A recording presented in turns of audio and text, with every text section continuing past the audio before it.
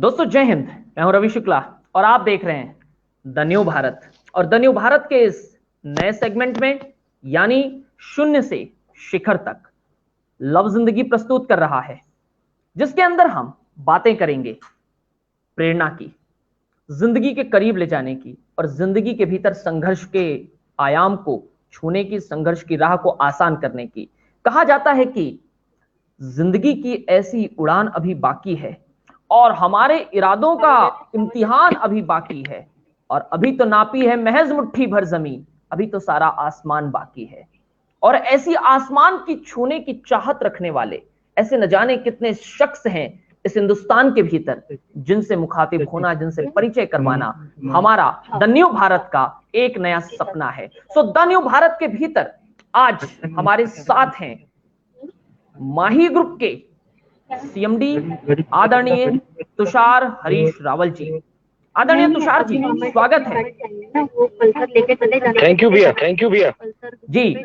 मैं आप लोगों को, दर्शकों को बताना चाहता हूं, यदि मैं आदरणीय तुषार जी का परिचय दूं तो तुषार जी का परिचय देने के लिए मैं महज इतना ही कहना चाहूंगा कि जब टूटने लगे हौसले तब ये याद रखना, जब टूटने लगे हौसले तब ये याद रखना, बिना मेहनत के हासिल तक तो ताज नहीं होता, ढूंढ लेना अंधेरों में मंजिल अपनी, जुगनू कभी रोशनी का मोहताज नहीं होता। और आज मेरे साथ में एक ऐसा व्यक्ति है जो किसी रोशनी का मोहताज ना होकर के एक साधारण से मध्यम वर्गीय परिवार से उठ करके आता है और अलग अलग क्षेत्रों में अपनी पहचान बनाता हुआ, नागपुर शहर से सफर तय करते हुए भारत नहीं, भारत के बाहर, देश नहीं, विदेशों में भी अपनी पहचान बनाते हैं, अपने आप को स्टैब्लिश करते हैं, अपने आप को स्थापित करते हैं। इसीलिए तो कहा जाता है द न्यू भारत आप लोगों के भीतर लव जिंदगी के सेगमेंट में ऐसी ही शख्सियतों को लाने की कोशिश कर रहा है, जिन्होंने साधारण परिवार से शुरू होकर के संघर्ष की राह पर चल करके सफलता को प्राप्त की है। तो बिना किसी देरी के मैं सादर आमंत्रित कर रहा हूं हमारे और आपके बीच में आदरणीय तुषार रावल जी को। तुषार भैया, सबसे पहले तो मैं स्वागत करूंगा आपका। थैंक यू रवि भैया, very very thank you. Tushar भैया, ये द न्यू भारत के लिए बड़ी खुशी की बात है कि आदरणीय तुषार भैया इस वक्त कहीं व्यस्त होने के बावजूद भी अपना बहुमूल्य समय हमें देने के लिए तैयार हुए हैं। हमें अपना बहुमूल्य और कीमती समय देने के लिए उन्होंने हामी भरी है। तुषार भैया, सबसे पहला सवाल मैं जो लोगों से या दर्शकों से आपका परिचय करवाऊं, द न्यू भारत के इस सेगमेंट में आप जो आए हैं, आप एक व्यापारी, एक बिजनेसमैन और एक ऐसी शख्सियत के रूप में नहीं आए हैं जो कि समाज के भीतर में सिर्फ एक चलता है और चलता चला जाता है, बल्कि आप एक प्रेरणा के रूप में आए हुए हैं। और जब आप प्रेरणा के रूप में आते हैं तो यकीनन आपका ये मुस्कुराता हुआ चेहरा हमारे लिए बहुत कुछ कह देता है। ये मुस्कुराहट के पीछे का राज क्या है? जी तुषार भैया।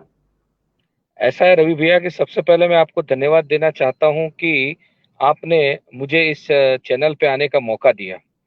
और ये मुस्कुराहट का चेहरा ऐसा है कि बदलती जिंदगी में ये शामें रंगीन हुआ करती है। इस मुस्कुराहटों के पीछे कई जो है वो राज दफन हुआ करते हैं।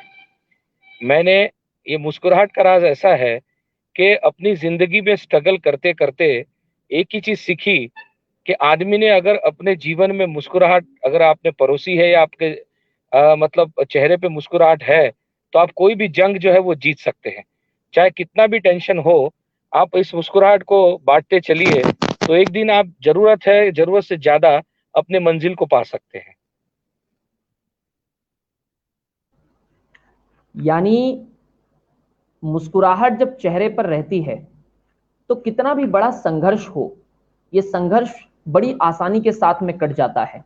जब हम सड़क पर चलते हैं तो ऐसे कई लोग हैं जो उदास से, नाराज से, हमारे आसपास, आस पड़ोस में हमारे कई ऐसे व्यक्ति होते हैं जो नाराज और उदास से पड़े रहते हैं, जिंदगी को कोसते रहते हैं, जिंदगी को घृणा करते हैं, जिंदगी के प्रति एक नफरत पैदा कर लेते हैं। लेकिन हमारी जिंदगी में जो प्रेरणा है, इस प्रेरणा के भाव के लिए आदरणीय तुषार रावल जैसे व्यक्तित्व हम सभी के लिए सामने रहते हैं, एक प्रेरणा पुंज के रूप में काम करते हैं। तुषार जी, मेरा सवाल यह है अपने जी बचपन के जी बारे में आप किस प्रकार से देखते हैं? आप अपने बचपन को यदि एक्सप्लेन करना चाहें, बचपन को यदि बताना चाहें, आप कैसे देखते हैं कि आपका बचपन किस रूप में बीता, कैसे आप यहां तक पहुंचे, और बचपन की सबसे वो बातें, यादगार बातें जो लोगों तक आप पहुंचाना चाहते हैं? जी तुषार जी। मैं एक बहुत बढ़िया रवि भैया आपको एक मेरा वाक्य बताना चाहता हूँ आज। हेलो, मैं आपको एक बहुत बड़ा वाक्य बताना चाहता हूँ कि बचपन से लेकर तो फादर ने बहुत अच्छी तरह पढ़ाया। मेरा जन्म बंगाल में हुआ, आसनसोल में। मेरे ननियाल जो है वो आसनसोल बंगाल का है। और मेरे पिताजी ने एक प्राइमरी टीचर थे और मुझे बहुत अच्छी तरह पढ़ाया, फुल इंग्लिश मीडियम में पढ़ाया। पर जब मेरी पढ़ाई खत्म हो गई और मैंने 12th स्टैंडर्ड खत्म किया, रवि भैया मैं एक चीज बहुत अच्छी आपसे शेयर करना चाहता हूँ कि मेरे पिताजी प्राइमरी स्कूल के टीचर थे और दादाजी जो थे वो बहुत अच्छे बिजनेसमैन थे। तो हमारे यहाँ छतरी का और लुधियाना कंबल का काम हुआ करता था। उसके पहले हमारे अपनी मध्य प्रदेश में खुद की कोल माइन से हुआ करती थी। परंतु 1984 नेशनलाइजेशन के बाद सारा जो है वो जीरो हो गया। तो मेरे बर्थ के बाद में जब मैंने स्ट्रगल चालू की और मेरा 10th और 12th खत्म हो गया, 12th मैंने साइंस में किया रवि भैया। और मैं आपको ये बताना चाहता हूँ, सारे दर्शकों को बताना चाहता हूँ कि मैं इलेक्ट्रॉनिक गिटार बजाने का बड़ा शौक रखता था। ये मेरे जीवन का वो प्रसंग है कि मतलब मुझे काफी अवार्ड भी मिले थे स्कूल और कॉलेजेस में, सिंगिंग में और इलेक्ट्रॉनिक गिटार में। मैं अपने घर के टेरेस पे जब इलेक्ट्रॉनिक गिटार बजा रहा था तो मेरे ग्रैंडफादर और मेरे फादर पीछे आके करीबन 20 मिनट खड़े हो गए। क्योंकि मैं घर का बहुत बड़ा लड़का था तो वो गिटार उन्होंने बहुत शांति से सुना। और उसके बाद में मुझे कहने लगे मेरे दादाजी कि अगर तुम बड़े होके इस तरह गिटार बजाओगे तो नीचे जो 13 लोग बैठे हुए हैं या 13 लोगों की जो फैमिली है वो क्या करेगी।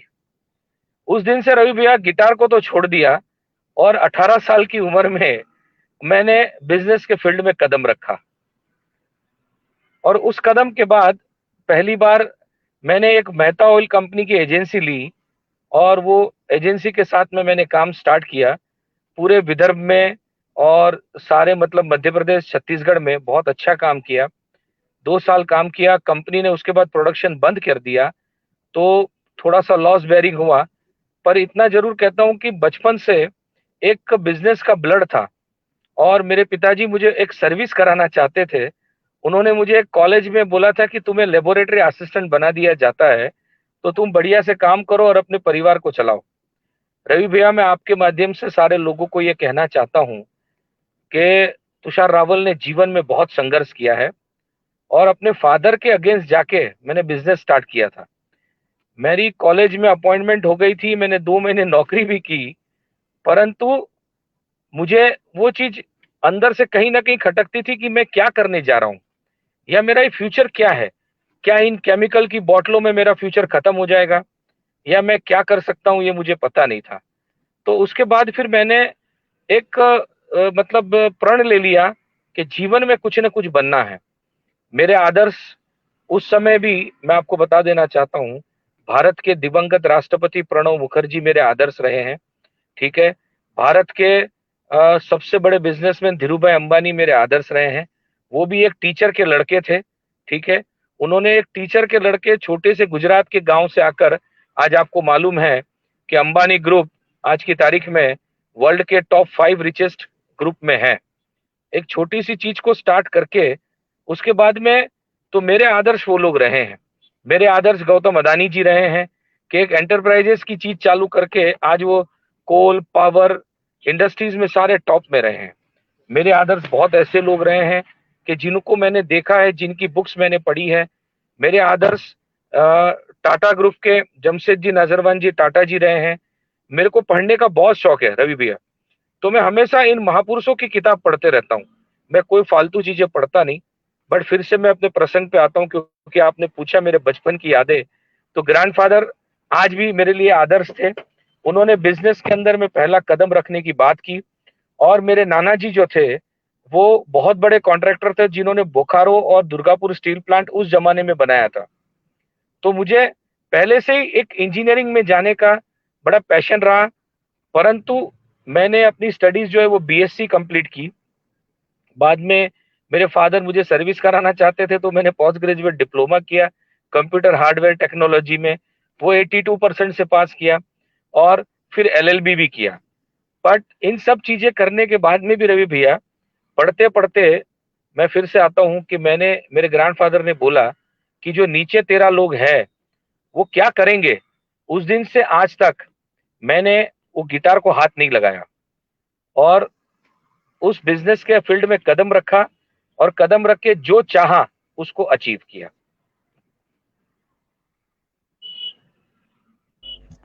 क्या बात है।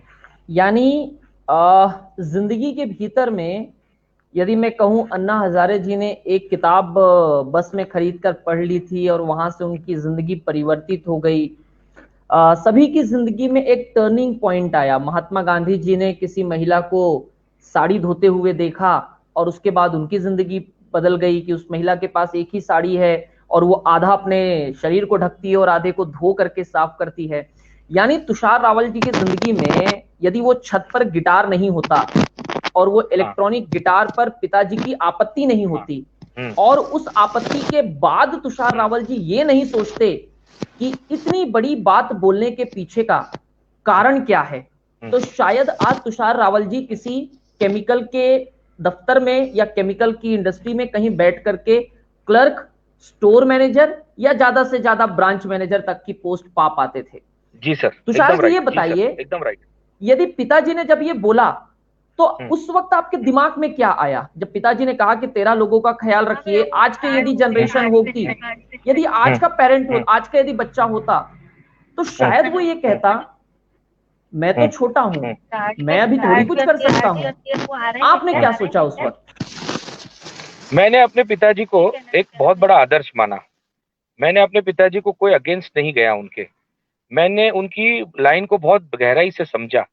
मेरे ग्रैंडफादर की लाइन को मैंने बहुत गहराई से समझा।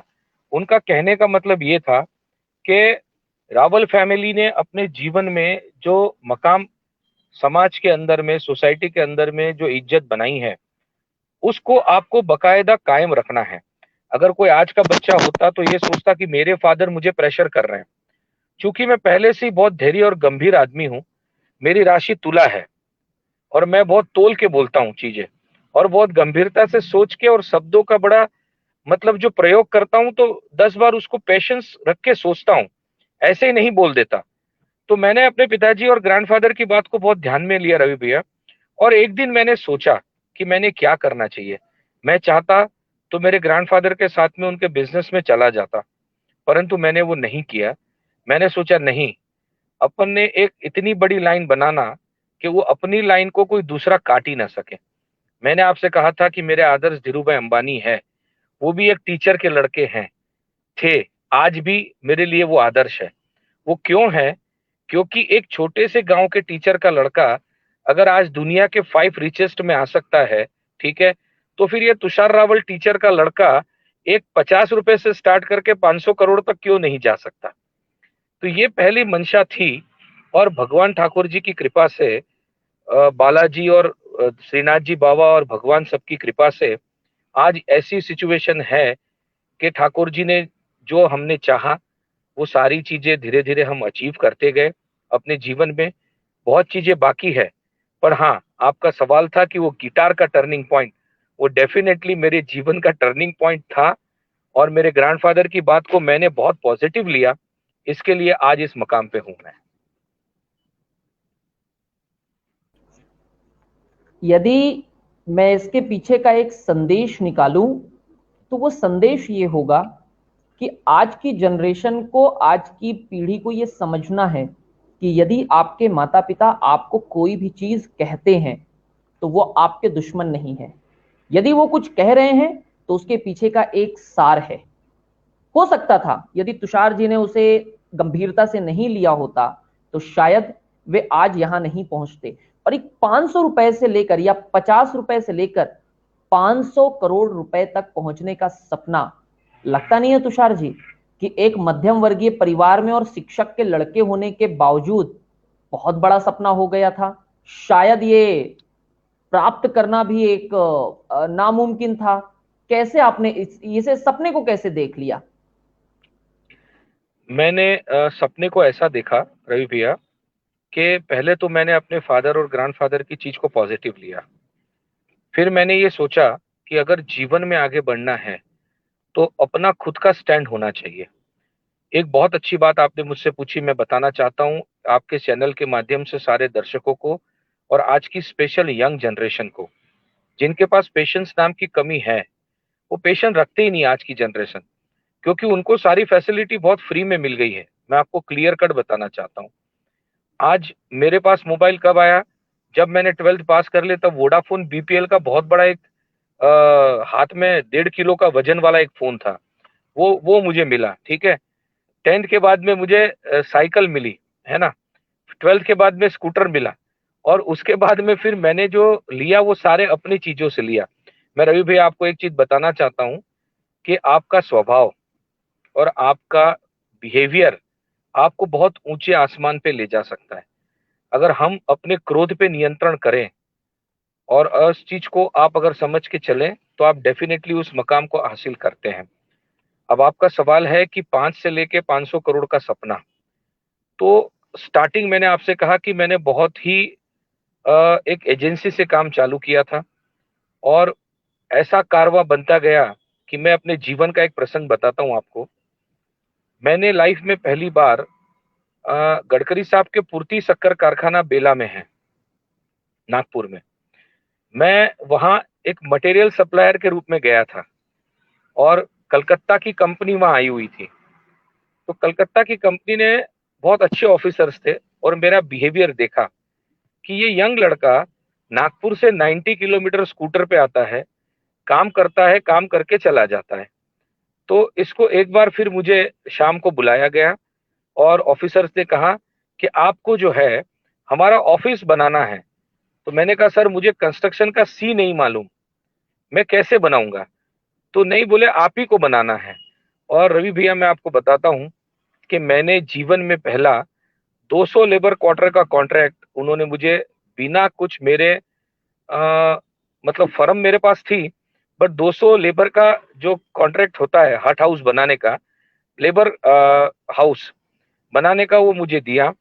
और देने के बाद में उन्होंने मुझे एडवांस पेमेंट कर दिया, क्योंकि मेरा बिहेवियर बहुत अच्छा था और एक बिजनेसमैन का ब्लड है मेरे अंदर। तो मैं हमेशा 18-18 घंटे काम करता था उन लोगों के साथ। तो उन्होंने देखा कि he is a honest man and definitely he will work for us. तो मैंने कहा सर मैं कर दूंगा, बट मुझे थोड़ा समय चाहिए। सेकेंड डे मॉर्निंग उन्होंने मुझे 4 लाख रुपए उस जमाने में कैश चेक से पेमेंट कर दिया मेरी फॉर्म में, और मुझे सारी चीजें अरेंजमेंट करने को बोला। रवि भैया मैं फिर से गर्व महसूस करता हूं कि मैंने 8 दिन में सारी चीजें अरेंज की, और नागपुर के 47 डिग्री टेम्परेचर में उस लेबर हट हाउस पे स्पोर्ट्स शूज और टी शर्ट और पैंट पहन के मैंने अपने हाथ से वहां पर नट बोल्ट कसे। तो मुझे पता चला कि पसीने और पैसे की वैल्यू क्या है। और bye the grace of God उस दिन से आज तक इंफ्रास्ट्रक्चर में, उसके बाद में जो काम मैंने किए हैं वो सबको मालूम है, समाज को मालूम है। आज की तारीख में गुजराती समाज में लोग बड़े इज्जत से नाम लेते हैं, क्योंकि उनको मालूम है कि he is the youngest highest donor in the Gujarati समाज। तो ये है दूसरा कि उसके बाद धीरे धीरे चीजों को अचीव करता गया, और फिर ऐसे ऑफिसर्स मिलते गए जिन्होंने मुझे रास्ता बताया। मैं स्पेशल थैंक्स चावला साहब थे उस समय मेरे टाइम पे, फिर हमारे चटर्जी साहब थे, क्योंकि मुझे टोटल में 11 भाषा बोल सकता हूँ। इंडिया की 11 भाषा में बहुत फ्रिक्वेंटली बोल सकता हूँ। I can speak Bengali, I can speak English, I can speak Hindi, I can speak Marathi, I can speak Marwadi also, I can speak Gujarati also, I can speak Bhojpuri also, right? And there are so many Assamia languages and all this, and I can speak very well. Even I can, many times I can speak French also, but that I have not learned. When I have gone to Singapore and all these countries for some function, so that time I got understood that language can make the distance very easier between the people. If you can speak their language, they can understood you what you want to say. तो इस तरह से धीरे धीरे इस चीज को achieve करते गए, और ऐसा लगा रवि भैया कि जीवन में कोई ना कोई आदर्श होना चाहिए, ठीक है, और उस आदर्श के भरोसे आप अपनी जिंदगी का एक गोल बना के आप उसको अचीव कर सकते हैं, उसमें कोई डाउट नहीं है। बस इतना है कि आपके जीवन में हॉनेस्टी होनी चाहिए और ट्रांसपेरेंसी होनी चाहिए, और आपको मदद करने की भावना हो तो there is not anything is impossible, you can achieve what you want. यानी यदि मैं इसको समराइज करूं तो तुषार जी ने जिंदगी के भीतर में सबसे बड़ी चीज है अपने काम के प्रति यस, ईमानदारी। यदि वो कलकत्ता के यस। व्यक्तियों को ईमानदारी नहीं दिखती कि एक 18 साल का लड़का 90 किलोमीटर से आता है, एक तल्लीनता के साथ में, डेडिकेशन के साथ में, डिसिप्लिन के साथ में काम करता है, तो शायद ये जो मुकाम तक आप पहुंचे हैं, ये मुकाम शायद नहीं मिलता। जी, तुषार जी। भैया, मेरी जानकारी में जब मैं आप पर चीजें ढूंढ रहा था, पता कर रहा था, तो मुझे पता चला कि गिटार तो आपने नहीं छुआ, लेकिन गाने का शौक भी आपको है। गाने के हाँ, शौक के बारे में क्या कहेंगे? मेरे को एक्चुअली मोहम्मद रफी साहब और मोहम्मद रफी साहब, उसके बाद में गुजराती गरबे का बड़ा शौक है। मैंने रवि भी आज तक डायरी लेके 29 साल में कभी गरबे नहीं गाए। मैंने हाथ में कभी डायरी नहीं पकड़ी। मैंने 2-3 इंग्लिश गरबे भी बनाए जो लोग जानते हैं, जैसे डोंट टच माय चुनरिया, मोहन रसिया, ये मैं इंग्लिश में गाता था और उसको बड़ा लहके से गाता था। मेरे को ड्रम बजाने का भी बड़ा शौक था। ऑक्टोपैड का मैं बहुत अच्छा प्लेयर हूँ, ठीक है, और पर ये चीजें शौक के कारण है। This is not the things which we can earn from the our hobbies and और बहुत ऐसा मतलब बहुत अच्छा शौक है। और संगीत इसलिए है भैया कि अनूप जलोटा साहब का मतलब मेरे साथ काफी अच्छा, मैं क्लोज उनके साथ बैठा, उनके साथ चाय वाय पी। उनकी गजल का बड़ा मैं फैन हुआ करता था। गुलाम अली साहब का वो गजल के निकाह पिक्चर की कि चुपके रात दिन आंसू बहाना याद है, आज भी मैं बड़े शौक से सुनता हूँ। उसके बाद में आपका अपना जगजीत सिंह की गजल जो है वो भी मैं बहुत अच्छी तरह सुनता हूँ। और गुजराती गरबे का मेरे को इसलिए शौक है कि मैं बचपन से मैं बहुत अच्छा प्लेयर भी था गरबे का। मैंने विदर्भ में सेकेंड टॉप और वर्धा में सिल्वर मेडल जीता है। मतलब गरबे में I was the second in playing also. मैंने आज भी बड़ा शौक है, पर अब क्या थोड़ी बॉडी हैवी हो गई है तो उसके कारण वो खेल नहीं पाते। बट डेफिनेटली सिंगिंग का बड़ा शौक है और उसके कारण थोड़ा रिलैक्स भी मिलता है भी। ऐसा है कि आदमी कितना भी बड़ा हो जाए, थोड़ा सा बचपना उसमें होना चाहिए। तो कभी कभी ऐसा लगता है कि चलो बचपन में लौट चले। और मदर का देहांत 4 साल पहले हुआ, तो मेरे लिए जीवन में माँ बाप से बड़े कुछ थे नहीं रवि भैया। और मैं उनको भगवान ही मानता हूँ मेरे जीवन में। उनके आशीर्वाद से सब कुछ आज है। तो फादर को उसके बाद पैरालिसिस हुआ और मैंने उनको फिर काफी अच्छा ट्रीटमेंट दिया और फादर आज भी मेरे साथ है। तो मैं चाहता हूं कि मेरे लिए जो भगवान को आपने और मैंने देखा नहीं है, मैंने मूर्ति में देखा, आपने भी मूर्ति में देखा और दुनिया भी मूर्ति में देखती है। हम हाथ जोड़ते हैं, मंदिरों में जाके अभिषेक करते हैं, पर यदि हम आज की जनरेशन अपने खाली माँ बाप को थोड़ा सा रिस्पेक्ट दे, उनको बाकी कुछ नहीं चाहिए आपसे, अगर रिस्पेक्ट दे तो आप समझ लीजिए कि इससे बड़ा पुण्य का काम दुनिया में कुछ नहीं है। आ, आपने आज की जनरेशन के लिए सबसे बड़ा मैसेज दे दिया है। यानी मैं स्कूल में पढ़ाता हूं, मुझे पता है कि बच्चों को पालकों से छोटी छोटी बातों में शिकायत पैदा हो जाती है। आपने जो मैसेज दिया है, आपने जो संदेश दिया है कि बच्चों को या आज की पीढ़ी को, चाहे वो छोटा हो या बड़ा हो, माता पिता का सम्मान, माता पिता के रिस्पेक्ट, चाहे आप भगवान माने, आप दोस्त माने, या माता पिता भी मान ले, मैं भगवान की भी बात नहीं करता, यदि आप माता पिता भी मान लें तो शायद बहुत बड़ी बात है। सो तुषार भैया, हमको क्या सुनाना चाहेंगे, गजल या गरबा? आप क्या सुनना चाहेंगे? मैं तो दोनों सुनूंगा, पर बारी बारी से। अच्छा। तो पहले मैं आपको एक सुंदर गरबा सुनाता हूँ। अ,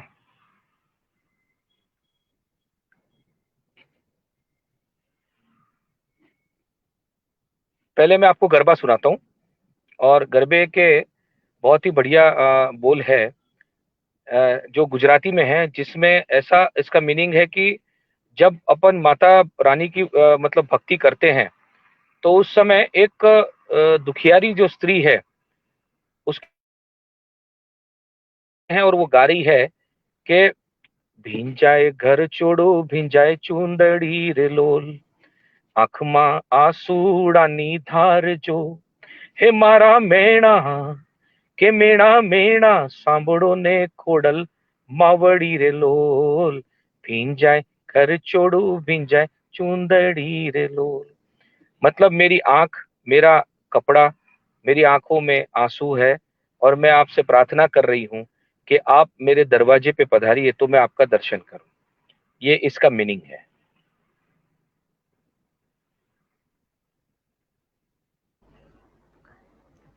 यानी ऑलराउंडर, कला के क्षेत्र में, व्यापार के क्षेत्र में, इंसानियत के क्षेत्र में, एक कंप्लीट मैन जिसे हम कहते हैं, एक कंप्लीट व्यक्तित्व जिसे हम कहते हैं, वो है तुषार रावल जी।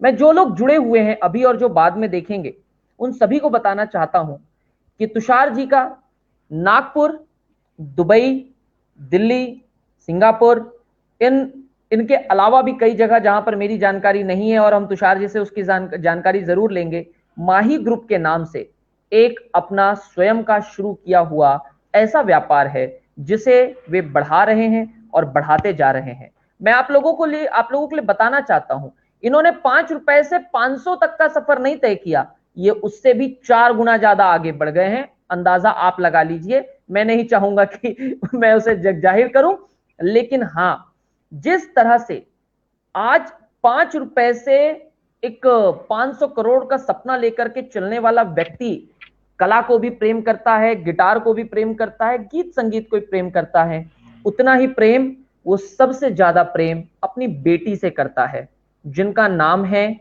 माही। और बेटी के नाम पर ही ये माही ग्रुप चलता है। मैं तुषार जी आपसे जानना चाहूंगा, क्या विशेष कारण है कि नाम सभी व्यापार का, सभी आपके जितनी भी ब्रांचेस है उनका माही ही क्यों रखा? या आपकी बेटी के आने के बाद आप गर्भा भी मान जानते हैं, गर्भा बहुत डेडिकेटेड है आप उसके प्रति, तो क्या बेटी के आने के बाद बहुत बड़ा कोई परिवर्तन आ गया, बदलाव आ गया, जिसके कारण कि आपने अचानक से सारी चीजें माही पर कन्वर्ट कर दी? जी तुषार जी। माही का जन्म 22 फरवरी 2008 को हुआ रवि भैया, 11:11 पे हुआ। यानी उसका अगर आप कैलकुलेशन करेंगे तो 22 होता है। 22 टाइम का आप गिन लीजिए, 22 तारीख मल्टीप्लाई बाय 22, 22 4 इंटू 2 करेंगे तो 2008 हुआ, राइट। और माही जो है वो मैं मानता हूं कि मेरे नाना जी जब गुजरे थे तो वो करीबन 10 साल बाद वो माही मतलब 2008 में मेरे घर पे आई है। तो मुझे ऐसा लगा कि शायद मेरे घर मेरे नाना जी रिटर्न आए हैं, ऐसा मेरी अंदर की गट फीलिंग है जो मैं आपसे शेयर कर रहा हूँ, वेरी ट्रूली, वेरी ट्रांसपेरेंटली। माही का जन्म जिस दिन हुआ, मेरा दुबई में एक कॉन्ट्रैक्ट चल रहा था, मेरा और मेरे कजिन का, जिसका नाम है जेसल कोटक, ठीक है। कोटक महिंद्रा बैंक के उदय कोटक जो है उनके कजिन ब्रदर है जेसक कोटक, राइट। उनकी son techno solution India private limited है, जिसका कोलैबोरेशन कनाडा से लेके पूरे यूरोप कंट्रीज में है, जिसका मैं फाइनेंशियल डायरेक्टर हूं कंपनी का, ठीक है। उसमें 22 तारीख को मैं हॉस्पिटल में था और माही का जन्म हुआ। जिस वक्त माही का जन्म हुआ, माही 11:11 पे बर्थ हुआ रवि भैया, और माही को जैसे हॉस्पिटल से वो लोग डॉक्टर बाहर लाए, हमें पहली बार जेसल दुबई में था, उसने मुझे फोन किया कि भैया अपने को 22 करोड़ का टेंडर गल्फ कंट्रीज का कुछ मिला हुआ है, ठीक है। तो आप इस चीज को कैलकुलेट कर लीजिए कि the calculation is very simple, that 22 February 11:11 and आपको और बता दूं टेंडर भी 22 करोड़ का मिला, सुन लीजिए। तो इससे ये एकदम साफ हो गया और हमने फिर न्यूमेरिकल कंडीशंस देखी और हमने अपने स्वामी जी और सबको पूछा कि ये क्या हो सकता है। तो उन्होंने कहा कि भाई अगर ये माही ग्रुप हो गया तो आप समझ लो कि टिल 2025-26 और 30 the world will recognise you as a chairman of Mahi group.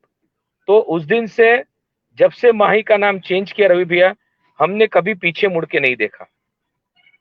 ठीक है, उस लड़की आज बड़ी हो गई, शी इज इन स्टैंडर्ड 8 और थोड़ी जिद्दी किस्म की तो है, ठीक है, बट मुझे गर्व है कि मेरी बेटी ने आके मेरी जिंदगी बदल दी। दूसरा, मैं आपसे ये कहना चाहता हूं कि माही का नाम रखने के पीछे एक ऐसा है कि अपने हिंदुओं में माही का नाम होता है, माही मतलब भगवान कृष्ण का मक्खन। ठीक है, तो ठाकुर जी को चढ़ने वाली चीज है मक्खन, तो हमने उसका नाम रखा मही। मही MAHI। ठीक है, तो मही मतलब माखन। और अगर ये भगवान कृष्ण को चल रहा है तो डेफिनेटली ये रिलीजियसली भी मैं रोज भगवान का नाम ले रहा हूँ, भगवान के प्रसाद का नाम ले रहा हूँ, तो मैं थोड़ा पुण्य भी कर रहा हूँ। तो ये सेकंड ऑप्शन था। और थर्ड, के बेटियां हमेशा अपने भारतवर्ष में हो या दुनिया के किसी भी कंट्री में हो, बेटी जो होती है ना वो जननी होती है। माँ भी है, बेटी भी है, बहन भी है, अपनी बहू भी है, पत्नी भी है। ठीक है, ये सभी जो है वो स्त्री का रूप है। मैं बहुत खुश हुआ था जिस वक्त मेरे यहाँ बेटी हुई, राइट। और लोगों को लड़का होने पे खुशी होती, मुझे बेटी होने पे खुशी हुई थी, क्योंकि मुझे मालूम है कि जितना लव या प्यार आपकी एक बेटी अपने बाप से कर सकती है, ठीक है, लड़का जरूर करता है पर एक समय पे एक डिस्टेंस रहता है उसके और बाप के बीच में। पर बेटियां आपके साथ अपने मन की बात भी शेयर कर सकती है और पापा उसको अपने मन की बात शेयर कर सकते हैं। इसलिए मैंने सारे कैलकुलेशंस आपको आज खोले कि 22 का इतना महत्व है लाइफ में और 8 का इतना महत्व है न्यूमरिक, इसलिए मैंने सारी कंपनीज का नाम माही रखा। यानी जो लोग देख रहे हैं द न्यू भारत के माध्यम से, मैं उनको बताऊं कि तुषार रावल जी की 3 चीजें तो पता चली। नंबर 1, पहला गिटार का प्रेम और उसके बाद जीवन में परिवर्तन। नंबर 2, कि वे 18 साल की उम्र में किस तरह से तरक्की करने के लिए आगे बढ़ते हैं। और नंबर 3, न्यूमेरिक्स का या नंबर्स का उन पर कितना विश्वास है और अपनी बेटी माही से।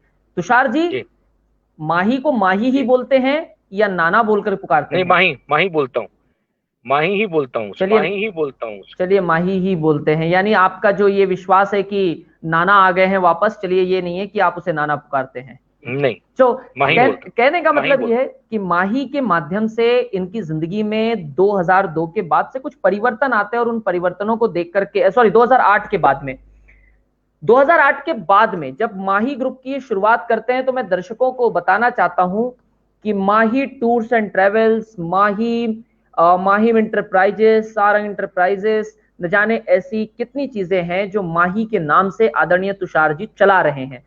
तुषार जी, अगला सवाल मेरा यह है जी कि एक जो आज की तारीख में यूथ है, युवा है, यदि वे इस प्रकार का बिजनेस, इस प्रकार का स्टार्टअप करने जाते हैं तो बहुत जल्दी बाजार से उनको निगेटिविटी मिल जाती है, वे नाराज हो जाते हैं, दुखी हो जाते हैं, उदास हो जाते हैं। आपने अपनी जिंदगी में बहुत संघर्ष किया है, उस संघर्ष से सीख भी ली है। आप क्या अपना अनुभव साझा करना चाहेंगे कि एक संदेश के रूप में लोगों तक पहुंचे? मैं आपसे एक चीज जरूर संदेश के रूप में इन युवा पीढ़ी को कहना चाहता हूँ। आज की युवा पीढ़ी एक चीज पे कभी कायम नहीं रहती। उनको बहुत जल्दी और बहुत ही फास्ट पैसा कमाने की आदत हो गई है और वो शॉर्ट रूट से जाके पैसा कमाना चाहते हैं। उनको लगता है कि हमने तुरंत के तुरंत 2 महीने में, 3 महीने में, 1 साल में फादर को कुछ करके बताना है। हम 2-5 करोड़ रुपए कमा लेंगे तो फादर को लगेगा कि लड़का बहुत होशियार है, उसकी शादी कर दी जाए। ठीक है, पर युवा पीढ़ी इस चीज को समझती नहीं है।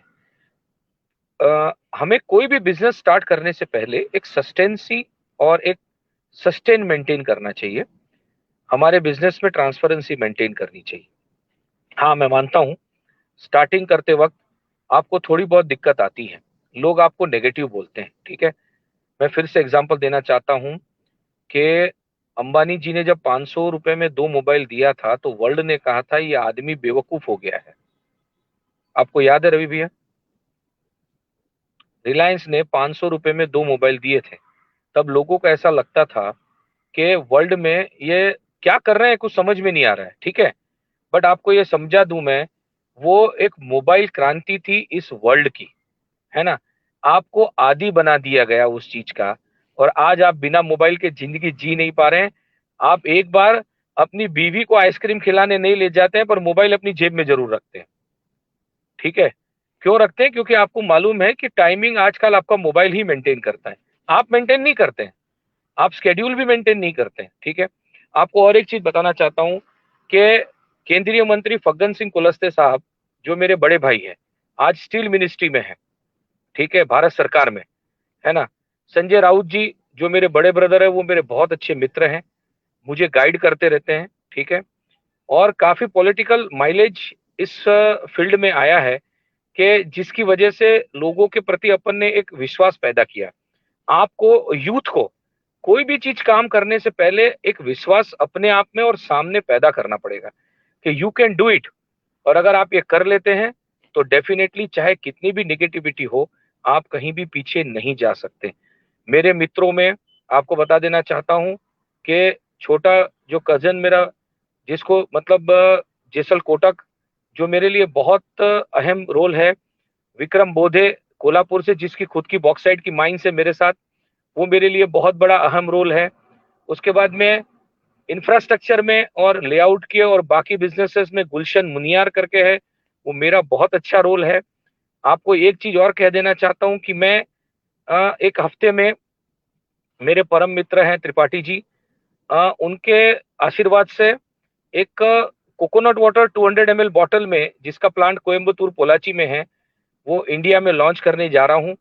और उससे रिवॉल्यूशन आएगा। आज की तारीख में कोरोना में लोगों की इम्यून सिस्टम बहुत खराब हो चुकी है, और उसके लिए नारियल पानी सबसे बेस्ट होता है, क्योंकि नेचुरल चीजें हैं।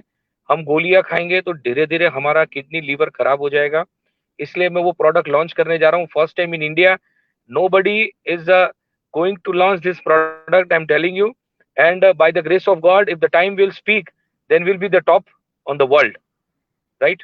और मैं यूथ को ये संदेश देना चाहता हूँ कि you should concentrate on your work.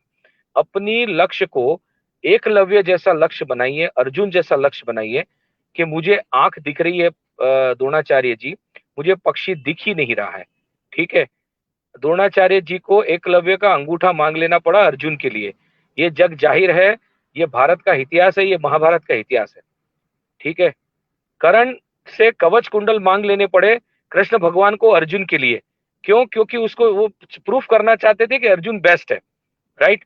तो जीवन में दान भी करना पड़ेगा, अपने आप को झोंकना पड़ेगा और मेहनत करनी पड़ेगी। सवेरे 4 बजे उठ के तुषार रावल ने रात को 12 बजे तक मेहनत की है, तब जाके आज भगवान के आशीर्वाद से आप लोगों के साथ मैं बैठा हूं।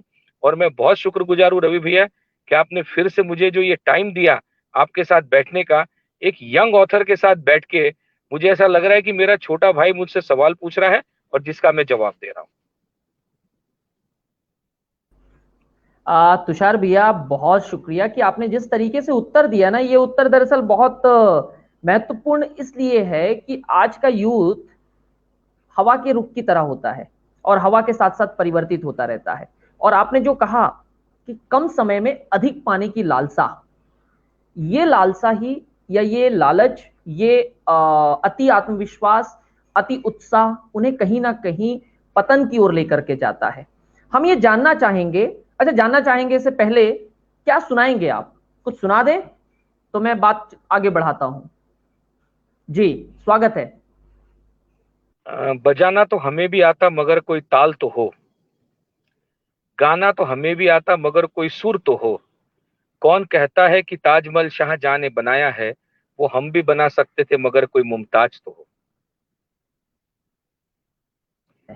और अब और मेरी मेरी एक गजल मेरे को बहुत पसंद है, जो मैं हमेशा गाता रहता हूँ और मैं सुनते रहता हूँ, मेरी गुड़िया भी सुनती है कि आ, हंगामा है क्यों बरपा, गुलाम अली साहब की गजल है, थोड़ी सी जो पी ली है, ठीक है, डाका तो नहीं डाला, चोरी तो नहीं की है, हंगामा है क्यों बरपा, थोड़ी सी जो पी ली है।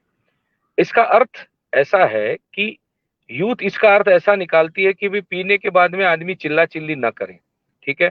मेरे हिसाब से अर्थ ऐसा है कि आप जो है काम इतनी खामोशी से करिए कि सफलता शोर मचा दे, ठीक है। मेरे आपको और एक चीज कहना चाहता हूं कि पब्लिक आपको रिकॉग्नाइज जरूर करेगी। आप जिस दिन आपकी मर्सिडीज में घूमना चालू करेंगे शहर में और उससे उतरेंगे ना, तो लोगों को समझ में आ जाएगा कि जो आदमी 1 करोड़ की गाड़ी अगर रोड पे घुमाता है तो वो 100 करोड़ का तो होगा, ठीक है। तो ये चीजें, ये आज का युवा सोचता नहीं है। युवा सोचता है कि हमें फास्ट दौड़ना है, उसमें अपनी एनर्जी बर्बाद करता है, अपने कॉन्टेक्ट को सेल्फिश तरीके से यूज करता है, तो ये कभी होगा नहीं। आज रवि भैया आपके माध्यम से कहना चाहता हूं कि इंडिया के टॉप बैंकर्स के डायरेक्टर्स जो मुझे बहुत अच्छी तरह जानते हैं, मेरे लिए प्राउड नहीं है, ये आप सभी लोगों का प्यार और आशीर्वाद है। कोल इंडिया के डायरेक्टर टेक्निकल से लेकर तो नीचे तक ऐसा कोई व्यक्ति नहीं जो मुझे न जानता हो, ठीक है। ये भी आप लोगों के सबके आशीर्वाद है। पीडब्ल्यूडी डिपार्टमेंट के मिनिस्टर से लेकर तो हिंदुस्तान की किसी भी स्टेट का कोई भी मंत्री, ठीक है, ऐसा कोई स्टेट नहीं होगा जहां का एक मिनिस्टर मुझे नहीं जानता होगा। मैं अपने आप में बहुत बड़ा आदमी नहीं हूं, ठीक है, बट मैं इतना जरूर कहना चाहता हूं आपके माध्यम से लोगों को, एकाग्रता जीवन को बहुत ऊपर ले जाती है। संयम आपके और आपके, अभी भी फिर से कहना चाहता हूं कि क्रोध पे नियंत्रण बहुत जरूरी होता है। हम बहुत जल्दी क्रोधित हो जाते हैं, सामने वाले की बात हम सुनते नहीं है। आप किसी से भी मेरे बारे में पूछ लेना, मेरा मित्र है कार्तिक जोशी, ठीक है, वो मेरे पेशेंस की तारीफ करता है। वो, मैं कभी भी जल्दी गुस्सा नहीं होता, मैं पहले सामने वाले को सुन लेता हूँ बहुत शांति से, उसके बाद उसका सॉल्यूशन निकालने की कोशिश करता हूँ। इसलिए आज इस मकाम पे हूँ। अगर मैं तुरंत रिएक्ट करूं तो डेफिनेटली आज आप देख रहे हैं पॉलिटिकल सिनेरियो क्या है, ठीक है। लोग किसके बैकअप से क्या बोल रहे हैं, कैसा बोल रहे हैं, ये आपसे कोई छुपा हुआ नहीं है ना। मैं उस चीज में पढ़ना नहीं चाहता। मैं आपके माध्यम से यूथ युवानों को और सबको यही संदेश देना चाहता हूं कि दुनिया में कोई आदमी, आपकी परछाई भी आपका साथ नहीं देती अगर आपके तारे गर्दिश में हो। इसलिए एकाग्रता जो है वो बहुत इंपॉर्टेंट है लाइफ में, उसको लेके चलेंगे, you will have a success in your life.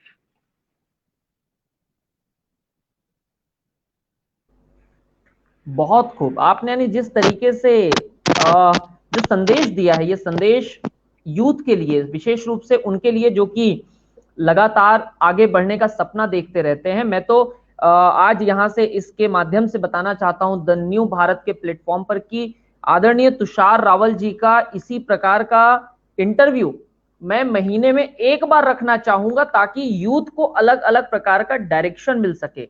Youth यदि कुछ नया करना चाहता है तो उन्हें कुछ नया मिल सके। तुषार जी, आपने ताजमहल बनाने की बात की, क्या लव मैरिज है या अरेंज मैरिज है?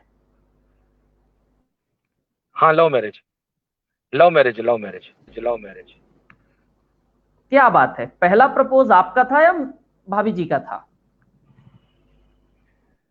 प्रपोज तो उनका ही था, और फिर उसके बाद में लव से अरेंज हो गया।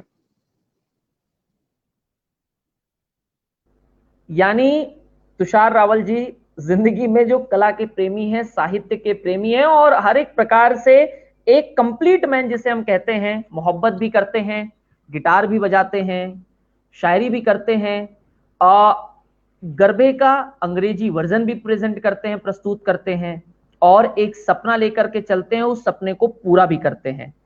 तुषार जी, ये बताएं, व्यापार करने के लिए, बिजनेस करने के लिए पैसा कितना जरूरी है? यदि पैसा है तो ही व्यापार हो पाएगा, या पैसा नहीं है तो व्यापार करना, व्यापार के बारे में सोचना मूर्खता है? तुषार जी। दो चीजें बहुत इंपॉर्टेंट है रवि भैया। पहली बात, पैसा होना जरूरी है, पर वो उतना भी जरूरी नहीं है कि जितना आपका परफेक्ट प्लानिंग हो। किसी चीज को करने के लिए मैं आप बेस्ट एग्जांपल आपका देता हूं कि आप परफेक्ट इंटरव्यू लेते हैं, इसके पहले आप 100% उसको प्लान करते हैं कि किस तरह प्लानिंग करनी चाहिए, राइट। अगर आपकी प्लानिंग है तो आप छोटे से इन्वेस्टमेंट में बड़ा काम कर सकते हैं। अगर आपकी प्लानिंग नहीं है तो आप लाखों रुपए करोड़ों रुपए लगा के भी आप उसका रिटर्न नहीं पा पाएंगे, क्योंकि आज की तारीख में economic condition of the world was not so good. We are facing GDP of -28%, which is the lowest around in the history of the 70 years in the Indian economy, right? I'm not talking of Indian economy. I can speak you regarding US, China, and all these big countries and big powerful countries. They are also facing the same problem of the economy. But हमें उस समय भी sustain करना है। मैं फिर से आता हूँ, आपको बोलता हूँ कि आपकी जो धैर्य आप रखेंगे इस समय, तो आप सस्टेन कर पाएंगे। और एक कहावत ऐसी है कि जब मार्केट डाउन हो, ठीक है, तब आदमी ने एंटर करना चाहिए, है ना। डाउन में एंटर करेंगे ना तो मार्केट आपको ऊपर ले जाता है, राइट। अगर आप ऊपर बैठे हैं और आप ऊपर के टाइम पे ही ऊपर एंट्री करेंगे तो डेफिनेटली आप नीचे आएंगे, उस समय आपके पास कुछ नहीं बचेगा, राइट। तो हमें इस वक्त हमारी इकोनॉमी स्लो डाउन है, हम डेफिनेटली इस वक्त नया, मैंने आपसे फिर से कहा कि मैं नया कुछ लॉन्च करूंगा, ठीक है, और डेफिनेटली परफेक्ट प्लानिंग करके उसको अचीव करूंगा। तो इस वक्त मैं स्लो डाउन हूं तो अचीव कर सकता हूं, राइट। अगर एक साथ पीक लेवल होता तो मैं डेफिनेटली अचीव नहीं कर पाता।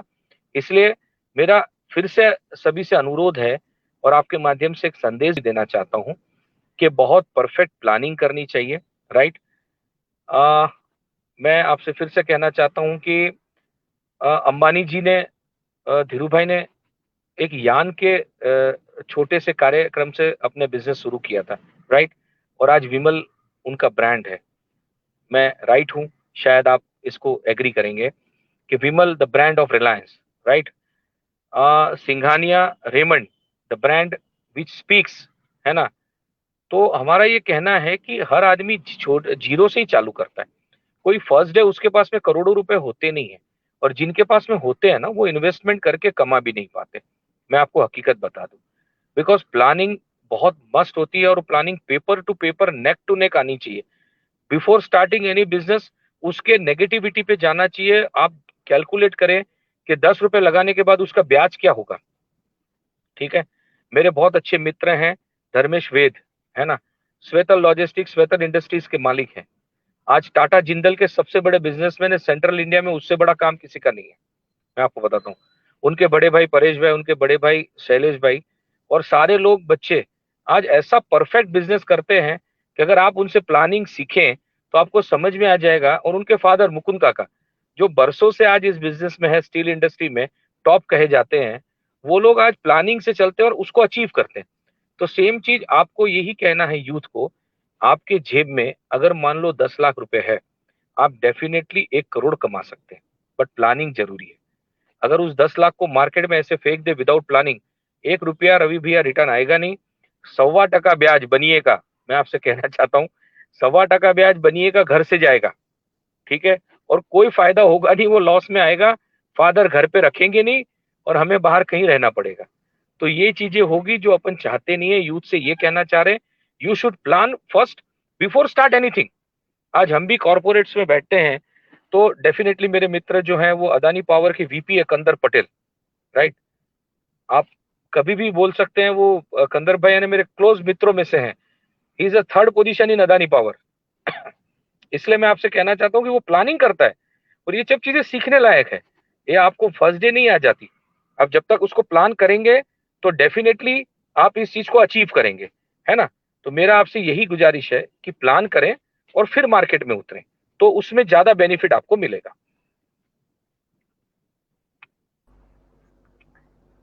कहा जाता है कि यदि आप सफल होना चाहते हैं तो सबसे पहले एक सोच लानी पड़ेगी, और उस पर तुषार जी ने आज एक नई चीज जोड़ दी कि यदि आप सोच रहे हैं तो सोचने के साथ साथ उसके एग्जीक्यूशन का प्लान आपके पास होना चाहिए। मैं एक छोटा सा दृश्य आपके सामने खड़ा करना चाहता हूं कि एक पेंटर नहीं, मैं कहूं कि एक जमीन पे यदि कोई व्यक्ति पोछा लगा रहा है और यदि वो कमरे में पोछा इस तरीके से लगा रहा है कि एक कोने में पहुंच जाए और सामने सारा गीला हो, तो उसने बराबर पोछा लगाने की शुरुआत नहीं की थी। यदि मैं घर को पेंट कर रहा हूं और पेंट करते वक्त दीवार पे मेरा प्लान बराबर नहीं है कि मुझे पहले छज्जा करना है, छत करनी है या दीवार करना है, तो शायद यदि मैं नीचे का कर दूं और ऊपर से छत बाद में करने जाऊंगा तो छत का जो बूंद चुएगा वो दीवार पर आएगा। यानी प्लान बहुत जरूरी है और बिना प्लान की जिंदगी नहीं चल सकती। तुषार जी ये बताएं, क्या तुषार रावल जी की जिंदगी में एक कोई बिजनेस प्लान किया और अचानक से फेलियर हो, फ्लॉप हो गया हो, और उसके बाद क्या हुआ, उसके बाद क्या बिहेवियर रहा, उसके बाद बाजार में कैसी स्थिति रही आपके प्रति? 2004 में हमने 2014 में इनफैक्ट नागपुर हैदराबाद रोड पे हमने काम करना चालू किया था और रोमन टर्मेट करके कंपनी थी जर्मनी की, जिनके चेयरमैन थे जेरी वर्गीस। बॉम्बे बैठते थे वो, बहुत ही जेंटलमैन थे वो। उसके जैसा आदमी जेंटलमैन मैंने जिंदगी में नहीं देखा था। बट परिस्थितियां मैं आपको बताता हूँ। एनएच का टेंडर था 196 करोड़ का, 216 करोड़ का, जिसको 196 में बिलो में कंपनी ने ले लिया था और फिर बैक टू बैक हमारे पास में 10% लॉस में आया तो 186 में हमारे पास आया बैक टू बैक। उस समय हम 4 पार्टनर्स थे। 2014 की बात है कि बीजेपी गवर्नमेंट आने के पहले वो बैक टू बैक करने के चक्कर में हमने वो टेंडर जो है वो 30-32 करोड़ के लॉस में ले लिया, राइट। और रातों रात अचानक काम तो चालू हो गया। 2 महीने बाद पता चला कि हम करीबन 21 करोड़ के नुकसान में हैं, सब लोग जितने भी पार्टनर्स थे। तो उसके बाद में भी 21 करोड़ मतलब 4 लोगों के बीच में आप अगर 28 करोड़, 21 से 28 करोड़ का नुकसान हो तो डेफिनेटली 6.5 से 7 करोड़ का नुकसान होता है, राइट। तो एक आम आदमी 7 करोड़ का नुकसान सहन नहीं कर पाता, घर से उड़ जाता या सुसाइड कर लेता है ना। आज की युवा पीढ़ी डिप्रेशन में भी सुसाइड कर लेती है, छोटे से डिप्रेशन में। तो it was a big loss for us. पर मैंने आपसे फिर से कहा कि सस्टेंशन और दूसरा आपकी कॉन्सेंट्रेशन। अगर आप उसी बिजनेस में हैं, एक छोटा सा एग्जांपल देना चाहता हूं कि अगर आप तालाब में है ना, तो डेफिनेटली आपको उस तालाब में जो है वो तैरना आना चाहिए। हमने लॉस तो जरूर बेयर किया, बट वापस उसी बिजनेस से गेनिंग भी की और दूसरे प्रोजेक्ट से फिर से खड़े हो गए। तो जहां वो छोटा मोटा माइनर लॉस अपने को फर्क नहीं पड़ा और आज अपन फिर से स्टैंड हो गए। तो कहने का मतलब ये है कि डेफिनेटली उतार चढ़ाव तो आएंगे और बिजनेसमैन की फील्ड में तो जरूर आएंगे, क्योंकि ऐसा है, आपका कोई भी चीज रिलेटेड होता है गवर्नमेंट पॉलिसीज पे। आज हम पहले टैक्स पे करते थे, बाद में फिर वैट आया, वैट के बाद में जीएसटी आया, ठीक है। मैं अपना एक छोटा सा प्रसंग आपसे कहना चाहता हूँ। मैं जेसल कोटक और मेरे रामटेक के खासदार तुमाने साहब, ये 2014 में माइंस का एक विधेयक चल रहा था लोकसभा में और मोदी जी ने हमको टाइम दिया था 15 मिनट का। चालू विधेयक में अपने पार्लियामेंट्री लोकसभा के अंदर में आदरणीय प्रधानमंत्री जी एक 15 मिनट के लिए वो विधेयक छोड़ के आए थे मिलने। तो तब मैंने प्रधानमंत्री जी से कहा था कि सर ये थोड़ा सा इकोनॉमिक्स जो है वो इंडिया का मतलब बहुत स्लो डाउन हो रहा है और हमें थोड़ा सा इस पे हम ध्यान देंगे तो पता चलेगा। हम अपने कुछ कारण की वजह से उनसे मिलने गए हुए थे, क्योंकि हिंदू के हृदय सम्राट है वो आज, और सारी चीजें उन्होंने की भारत के लिए। तो बहुत अच्छे काम भी किए हैं, 370 हटा दी, कई चीजें मतलब अच्छी हो गई और सभी को समानता कानून भी आ गया है। परंतु मैं आपके माध्यम से एक चीज कहना चाहता हूं कि अगर थोड़ा इकोनॉमिक्स पे ध्यान दे दें, ठीक है। मैं आपसे फिर से कहता हूं कि प्राइवेटाइजेशन का किसी को विरोध नहीं है, कोई बिजनेसमैन उसका विरोध नहीं करेगा। पर कैसा है कि अगर आपकी पॉलिसीज उसको सूट करती है तो डेफिनेटली आप इस चीज को अचीव कर पाएंगे, है ना। महाराष्ट्र के मुख्यमंत्री जी उद्धव ठाकरे जी बहुत सौम्य स्वभाव के व्यक्ति है, मैं आपको बताता हूँ, बहुत ही सौम्य स्वभाव के व्यक्ति है और उस व्यक्तित्व को ध्यान में रख के चलना चाहिए और सामने मतलब काम जो करें एक मिलजुल के करें, एक दूसरे के प्रति हम घृणा भाव न रखें। मैं ये कहना चाहता हूं कि हर आदमी में एबिलिटी, आपकी अपनी एबिलिटी, मेरे में अपनी एबिलिटी है। तो आपके माध्यम से ये कहना चाहता हूं कि लॉसेस तो आएंगे, जीरो भी आएगा, अप भी आएगा, डाउन भी आएगा। आप अपने धैर्य को ना खोएं और डेफिनेटली चीज पे कंसंट्रेट करें, आप वापस अचीव करेंगे और डेफिनेटली स्टैंड हो पाएंगे, बस। तुषार जी ने जिस बखूबी के साथ में हमें बताया इन चीजों के बारे में, तुषार जी, एक मैंने कुछ युवाओं के बीच में मैंने बात भी रखी है कहीं पर। मैं आपसे ये जानना चाहता हूं, यदि बाजार के अनुसार, क्योंकि आप एक अच्छे व्यापारी हैं, बाजार के अनुसार यदि हमने अपने आप को अपडेट नहीं किया, यदि अपडेट नहीं रहे, तो कितना नुकसान उठाना पड़ता है। क्या तुषार रावल जी जो 2000 में शुरुआत करते हैं, 2004 2008 तक जो दौर था, फिर 2018 और 2020 में, कितना मानते हैं आप कि हमारे लिए बहुत जरूरी है अपने आप को अपडेट देखिए, करना? अपडेट करना हमारे लिए बहुत जरूरी होता है। मैं आपको बताता हूं कि 2004 में, 2005 में, 2014 में, 2012 में मटेरियल के रेट अलग अलग हुआ करते थे। ठीक है, आज जो स्टील है वो 34 35 से लेके 44 तक चला जाता है। तो इंफ्रास्ट्रक्चर की मैं बात करूंगा तो इंफ्रास्ट्रक्चर प्रोजेक्ट में उस समय जब हम काम करते थे तो सीमेंट 110 120 रुपए मिल जाता था। ठीक है, और रेती भी बहुत सस्ती मिलती थी, गिट्टी भी सस्ती मिलती थी। आज कॉस्टिंग कम से कम ज्यादा हो गई, डबल हो गई है। इसलिए मैं आपसे ये कहना चाहता हूँ आपके माध्यम से कि हमारी प्लानिंग बाजार के हिसाब से हमने अपडेट रहना पड़ेगा और छोटे छोटे कैलकुलेशंस करने पड़ेंगे। अगर हम छोटे कैलकुलेशन नहीं करते तो हम लोग अचीव नहीं कर पाते। आपसे मैं कई नंबर भी आपको शेयर करूंगा जो लोग आपको बताएंगे कि मैं कितना कैलकुलेटिव हूँ। ठीक है, किसी भी चीज को स्टार्ट करने से पहले मैं कॉस्टिंग पूरी निकालता हूँ अपने पेपर पे, फिर मैं गिनता हूँ कि इसमें 25 पैसे का ब्याज कैसे जोड़ा जाए, है ना, और ये प्रोजेक्ट कब तक कंप्लीट होगा। जब मैं इसको कंप्लीट करने के स्टेज पे उसको पहले से प्लान करता हूँ तो मेरा लॉसेस जो बेरिंग होता है वो बहुत कम होता है। तो एक मैनेजमेंट ये चीज सिखाती है आपको कि आप कैसे किसी चीज को अचीव करेंगे, राइट। और वो आप में स्किल होनी चाहिए। मैंने आपसे फिर से कहा कि इस देश के युवाओं में बहुत टैलेंट है। मैं आपको बता रहा हूँ, एक छोटा सा आदमी ड्रोन बना सकता है। ठीक है, एक आपने देखा होगा कई बार व्हाट्सएप पे और फेसबुक पे आता है कि किसी छोटे लड़के ने एक साइकिल बना ली मोटर वाली, है ना। वो एक छोटे से गांव का किसान का बच्चा है, वो अपने नए नए तरीके से कुछ ना कुछ बना सकता है। तो हमारे पास टैलेंट बहुत ज्यादा है, बट क्या है, प्लेटफॉर्म नहीं है। टैलेंट को प्लेटफॉर्म नहीं है। हम चाहते हैं कि ऐसा कुछ करें, अगर आपके पास में कोई अच्छे टैलेंट्स हो तो अपन उसको रेफर करें, उसको आगे लाएं, ताकि उस परिवार का जीवन चले। आप किसी एक आदमी को काम देंगे तो डेफिनेटली उसके घर के 5 आदमी, आप उसके घर के 5 आदमी को अनाज दे रहे हैं खाने के लिए, ये समझ के चलिए। ये मैं नहीं कहूंगा, ये एक इंसानियत की बात है। ठीक है, तो आप डेफिनेटली उन लोगों के लिए करिए जिसको आप कर सकते हैं। कोरोना चल रहा था, हमारे यहाँ से रोज 1000 पैकेट फूड मैंने खुद डिस्ट्रीब्यूट किए अपने हाथ से, जा जाके लोगों को खाना खिलाया। दोपहर के वक्त में भर गर्मी में निकल जाता था। मुझे अच्छा लगता है रवि भैया, मदद करना मेरे को बहुत अच्छा लगता है। मैं चाहता हूँ कि मैं जीरो से ऊपर आया हूँ, राइट। तो मैं चाहता हूँ कि कोई और भी आए।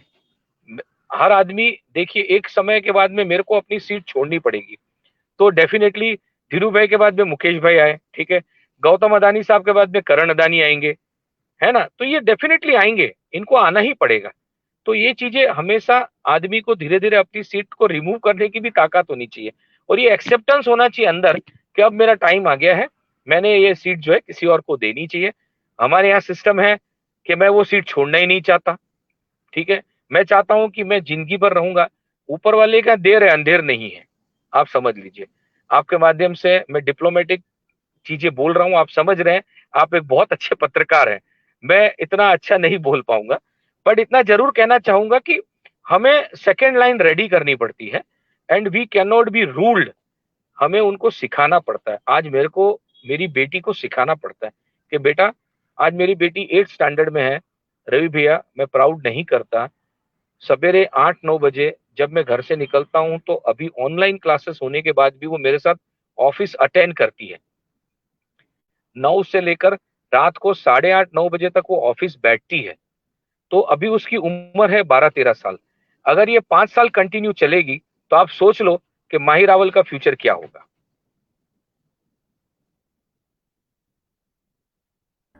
यानी मैं ये कहूं कि कल चल करके भविष्य में अंबानी, अडानी और टाटा, ये और बिरला, जो ये नाम चलते हैं, क्या उसमें माही ग्रुप देखने मिलेगा? डेफिनेटली। देखो, सोच आदमी के बहुत ऊंची होनी चाहिए।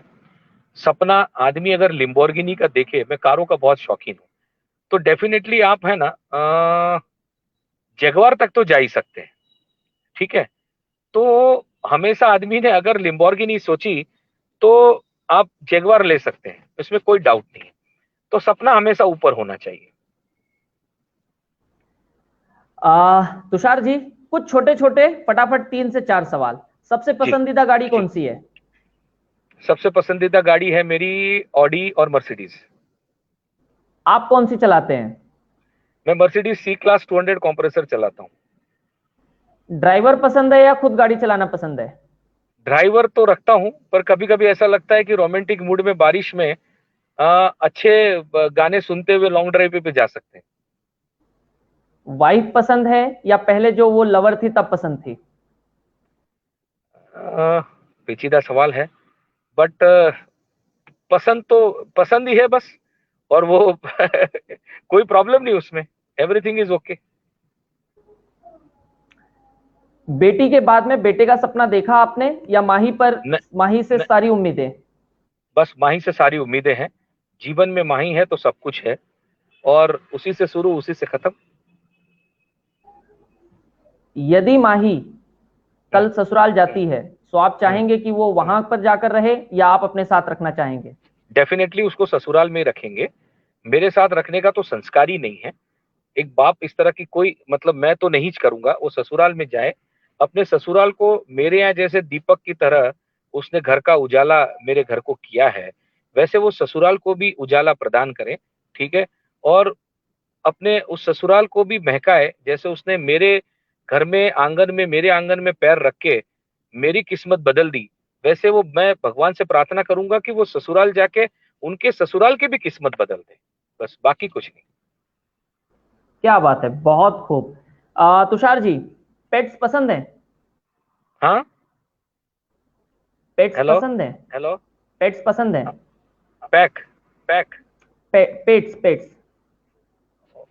ओ। जानवर, कुत्ता, बिल्ली, हाँ हाँ हाँ, डॉग डॉग मुझे डॉग पसंद डॉग है। मुझे पसंद है। कौन सा रखते हैं? नहीं, पहले मैंने एक्चुअली डॉबरमैन था हमारे यहाँ, पर अभी उसके डेथ के बाद में नहीं रखा फिर। अब जाने से पहले सिर्फ 2 सवाल मैं आपसे लूंगा। आप देश जी प्रेमी हैं और देश से बहुत जी। ज्यादा प्रेम करते हैं, या हाँ। देश प्रेम को आप ये कहूं कि हर जगह चाहते हैं कि हर एक व्यक्ति के अंदर देश के प्रति एक भाव जाना चाहिए टुवर्ड्स द सोसाइटी, कि आप सोसाइटी के हाँ। लिए कुछ करें? क्या आप, हम्म। तुषार रावल जी, अपनी तरफ से कोई ऐसा इनिशिएटिव चलाते हैं या करते हैं जिससे कि देशभक्ति, पेट्रोटिज्म की भावना आज के यूथ के भीतर जाए, जो केवल 2 ही दिन दिखाई देती है, 15 अगस्त और 26 जनवरी? इसके अलावा भी लोग देश से प्रेम करें। क्या तुषार रावल जी का कोई ऐसा कार्य चल रहा है जो हम लोगों तक लाएं? हाँ डेफिनेटली। हाँ। मैं हाँ, वो ऐसा है कि मैंने अभी एक प्लान ऐसा किया है कि हमारे पास में जो यूथ है उसका हमारे पास डाटा ही नहीं है कि कौन स्किल्ड है कौन अनस्किल्ड है, ठीक है। मैं आपके माध्यम से एक प्रोजेक्ट अभी लाने वाला हूँ एक 6 महीने में, जो गवर्नमेंट से रिक्वेस्ट करूंगा कि एक समय पे हमारे पास में सारा डाटा आ जाना चाहिए। हम ऐसी चीज लॉन्च करें, रवि भैया और आपके जैसे टैलेंटेड लोगों का मुझे उसमें मार्गदर्शन लगेगा, कि हम एक ऐसी वेबसाइट लॉन्च करें जिसमें भारत का छोटा सा किसान का बच्चा, वो हम ही लॉन्च करेंगे। आप लोग उसमें सलाह देना कि भारत का छोटा सा किसान का बच्चा, जिसमें मैंने फिर से कह रहा हूँ बहुत अच्छा स्किल है, बट उसे प्लेटफॉर्म नहीं मालूम, ठीक है। अंडमान निकोबार में नहीं मालूम, आसाम के कई ऐसी जगह है जहां मैंने काम किया था रोड का, और वहां मैंने देखा कि उन बच्चों में बहुत टैलेंट है, वो बैम्बू की चीजें बनाते हैं, राइट।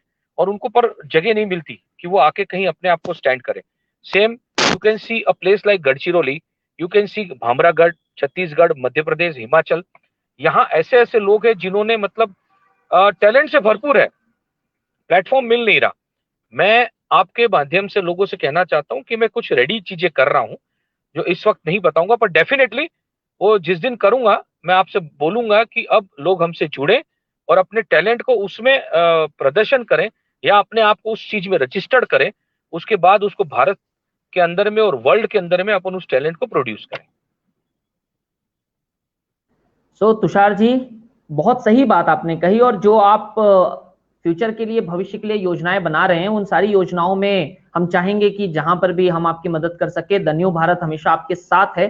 एक आखिरी सवाल जाते जाते, एक आखिरी सवाल कि यदि कोई युवा जिसकी उम्र, जो उम्र में आपने शुरुआत की थी, कोई एक युवा आपके पास आया और वो कहता है कि सर मुझे कुछ करना है, आप मेरा मार्गदर्शन कीजिए, ये मेरे पास प्रोजेक्ट है और आप मुझे आर्थिक सहायता करिए, तुषार रावल जी वहां पर अपना क्या स्टैंड लेंगे? तुषार जी।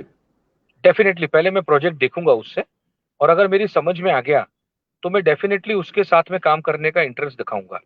पर सबसे पहले उसका कैलकुलेटिव आपके दिमाग में आना चाहिए कि उस प्रोजेक्ट के अंदर में उसका अपना कितना कैलकुलेशंस है और अपन कैसे उस पर आगे बढ़ सकते हैं। एक 2 मिनट आपसे ले रहा हूं मैं, कि हमने सोलर पैनल इंडियन गवर्नमेंट ने चालू किया था, और उसके बाद में सोलर एनर्जी पे अभी बहुत हम ज्यादा ध्यान दे रहे हैं, इंडियन गवर्नमेंट भी ध्यान दे रही है, काफी सब्सिडीज भी हैं। बट क्या होता है, एक लेवल ऑफ द टाइम हम उस चीज को अचीव नहीं कर पाते हैं, और काफी जगह वो प्रोजेक्ट फेल भी हुए हैं। तो ऐसी कोई चीज हम ना करें जिससे हमको रिवर्स आना पड़े, क्योंकि जीवन में मैं फिर से कहता हूँ उतार चढ़ाव बहुत ज्यादा है। यूथ आएगा, टैलेंट होगा, डेफिनेटली अपन काम देंगे।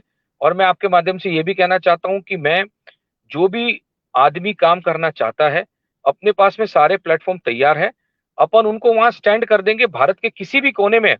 उनको सारी, जो जिस चीज में उसका इंटरेस्ट होगा उस चीज को लेकर अपन उसको स्टैंड कर देंगे, ताकि 2 पैसे वो कमाए, कंपनी भी कमाए और आपके साथ जीवन भर का एसोसिएशन रहे। यदि मुझसे कोई संपर्क करा द न्यू भारत के इस मंच से, तो मैं यकीनन तुषार रावल जी के पास में उस व्यक्ति को उस वक्त जरूर भेजूंगा यदि वो प्लान के साथ होगा, यदि वो डिसिप्लिन के साथ होगा, यदि वो डेडिकेशन के साथ होगा, और जिंदगी में 5 रुपए से सपना देखता होगा 500 करोड़ रुपए तक बनाने का। मैं तुषार जी आपको बताना चाहता हूं कि राजीव देशपांडे जी हमें देख रहे हैं। राजीव देशपांडे जी बैंक ऑफ महाराष्ट्र के डायरेक्टर रहे हैं। निर्मला देशपांडे जी के बहुत करीबी, निर्मला जी उन्हें अपना छोटा भाई और बेटे समान मानती थी। सुभाष घाटे जी हमें देख रहे हैं, शशि सिंह जी देख रहे हैं, किशोर काटोले जी देख रहे हैं, सौम्य तिवारी जी देख रहे हैं, मनोज तिवारी जी ने एक कमेंट किया है, और कमेंट ये है कि आज तक का सबसे बेहतरीन इंटरव्यू जिसमें उन्हें बहुत कुछ सीखने लायक मिला। मैं मनोज भैया और राजीव देशपांडे जी और अन्य सभी को बताना चाहता हूं, तुषार रावल जी इस वक्त सड़क पर खड़े होकर एक गाड़ी के अंदर से इंटरव्यू दे रहे हैं। जी। ये रवि शुक्ला के लिए नहीं, द न्यू भारत के इस नए सेगमेंट के लिए बहुत बड़ी उपलब्धि मैं मानूंगा कि एक ऐसा व्यक्ति जो कि सीएमडी की पोस्ट पे बैठा है, सीएमडी की कुर्सी पर बैठा है, जिसके आसपास में नौकर चाकर ड्राइवर सब रहते हैं, वो द न्यू भारत के इस मंच को चलती गाड़ी को रोक करके एक किनारे गाड़ी लगा करके इंटरव्यू देता है। मैं जाते जाते चाहूंगा कि तुषार रावल जी एक ऐसा संदेश दें जिससे कि सचमुच में ऐसा लगे कि हमारा आज का समाज इससे कुछ प्रतिशत तक, कम से कम कुछ प्रतिशत तक इंस्पायर हो सकता है। तुषार जी। थैंक यू रवि भैया। आपके माध्यम से मैं एक संदेश देना चाहता हूं। आपने कहा कि मैं गाड़ी में बैठ के इंटरव्यू दे रहा हूं। सबसे पहले टाइम का बहुत महत्व होता है। रवि शुक्ला जी, जब मुझसे कहा रवि शुक्ला जी ने कि आप 8 बजे डेफिनेटली इस इंटरव्यू को स्टार्ट करेंगे, तो उन्होंने मुझे 4 मिनट ग्रेस दी थी कि आपको तुषार भैया 4 मिनट ग्रेस में ही ये स्टार्ट करना है, बिकॉज हमारी लिंक कहीं फेल हो जाएगी। मैं अगर ऑफिस पहुंचता तो डेफिनेटली इस वक्त भी मुझे 18 किलोमीटर अभी जर्नी करनी है, और ट्रैफिक और बारिश की वजह से मैं नहीं पहुंच पाया। इंपॉर्टेंट है लाइफ में टाइम। अगर रवि शुक्ला जी नव भारत मेरे लिए अगर अपना टाइम स्पेंड कर रहा है, तो मुझे डेफिनेटली उसके लिए टाइम स्पेंड करना चाहिए, और आदमी ग्राउंड पे ही खड़े रहना चाहिए। हवा में उड़ते आसमान पे तारे नहीं पकड़े जाते, जमीन पे खड़े होके तारे जरूर गिने जाते हैं। बस मैं इतना ही संदेश आपके माध्यम से देना चाहता हूं कि कोई भी जीवन में काम करना हो, लगन, सच्ची निष्ठा और आपका कंसंट्रेशन आपको डेफिनेटली चीजों को अचीव करने में मदद करेगा। मैं तुषार भैया आपकी बात से इसलिए वाकिफ रखता हूं या उसे मानता हूं, जिंदगी में जो आपने समय का महत्व बताया, मैं इसका बहुत बड़ा भोगी हूं। मैं हमेशा समय पर जाता हूं, और कई बार मैंने आयोजकों के साथ उनकी कुर्सी लगवाने तक काम किया है। क्यों? क्योंकि मैं समय से पहले पहुंच गया हूं। और समय से हमारे भारत में एक ट्रेंड है कि यदि आप समय से गए तो आपकी कद्र नहीं होगी। मैं आपको दावे के साथ कह रहा हूं और पूरी जिम्मेदारी के साथ, जो व्यक्ति समय लेकर के चलता है वो व्यक्ति हमेशा समय के साथ चल करके अपनी जिंदगी में, अपने सफर में सफलता पाता है। सभी जो यहां उपस्थित थे, धन्यो भारत के इस नए सेगमेंट लव जिंदगी के अंतर्गत हमारा उद्देश्य यह है कि जिन्होंने शून्य से सफर किया, शुरू किया और शिखर तक पहुंचे हैं, उन्हें एक नया मंच दें, उन्हें आपके सामने लाएं और उनके माध्यम से उनकी जिंदगी के संघर्ष को प्राप्त कर पाएं। आज का हमारा यह द न्यू भारत का यह सेगमेंट कैसा लगा आप सभी जरूर बताएं। जाते जाते मैं आदरणीय तुषार भैया सिर्फ आपको इतना कहना चाहूंगा कि हो कि ना यूं मायूस, यूं शाम से ढलते रहिए। हो कि ना यूं मायूस, यूं शाम से ढलते रहिए। जिंदगी भोर है, अरे सूरज सा निकलते रहिए। एक ही पांव पे ठहरोगे तो थक जाओगे। धीरे धीरे ही सही, राह में चलते रहिए, राह में चलते रहिए। और जो जिंदगी में चलता है, मैं आपको बताऊं कि दिल्ली रेलवे स्टेशन पर मैंने एक बच्चे को नहीं, एक लड़के को घसीटते हुए खुद को देखा था। मैंने उससे पूछा, बेटा तुम वहां तक कितने देर में पहुंचोगे? बोले कभी तो पहुंचूंगा ना। यानी एक जिसका पैर नहीं है, घसीट करके चल रहा है, वो कहता है जिंदगी का मोटिवेशन कहीं से भी मिल सकता है। उसने मुझे कहा, साहब आज नहीं, थोड़े देर में तो पहुंचूंगा ना। यानी हम कहीं ना कहीं जरूर पहुंचेंगे। सो तुषार भैया, आपने अपना समय दिया, आपका बहुत बहुत शुक्रिया और सदैव आपका साथ इसी तरह बनाए रखें। और मेरी कोशिश ये रहेगी कि आपके माध्यम से आज के यूथ को हम इंस्पिरेशन देखते रहें। बहुत शुक्रिया तुषार जी। जी जी जी जी, थैंक यू रवि भैया, वेरी थैंक यू। सो ये थे हमारे साथ में तुषार रावल जी। दोस्तों आप देख रहे हैं the new Bharat. The new Bharat आज की तारीख में इसका नाम बदल करके जो हमने द न्यू भारत रखा है, उद्देश्य ये है, इसके अंदर मोटिवेशन, इसके अंदर चर्चा, इसके अंदर खबरें, इसके अंदर कविता और इसके अंदर बहुत कुछ आप लोगों के बीच ला सके। मैं आप लोगों के बीच बताना चाहता हूं कि कल की शाम यानी 11 तारीख की शाम 7 बजे हम लेकर के आ रहे हैं एक नई चर्चा का विषय यह है, अभिव्यक्ति की आजादी या सत्ता का दुरुपयोग। यकीनन महाराष्ट्र पर हम कल चर्चा करेंगे, कंगना रनावत और वहां पर जो भी चीजें हुई हैं। तो कल शाम को 7 बजे देखना ना भूलें। हमारे साथ जुड़ेंगी नगर सेविका आभा पांडे जी, नगर सेविका प्रगति पाटिल जी, समाज सेविका वैशालीताई चोपड़े और सोनल राजीव बिंद्रा जी। सो कल शाम को 7 बजे मेरे साथ जुड़ना ना भूलिए। अभिव्यक्ति की आजादी या सत्ता का दुरुपयोग। आप देख रहे हैं द न्यू भारत और इसी तरह से देखते रहें लव जिंदगी, संवाद और काव्यांजलि। शुक्रिया, धन्यवाद, जय हिंद, जय भारत। यदि आपने पेज को लाइक नहीं किया तो अपकमिंग नोटिफिकेशन के लिए पेज को लाइक कर दें, वरना मेरा दिल रखने के लिए लाइव करें। शुक्रिया, जय हिंद।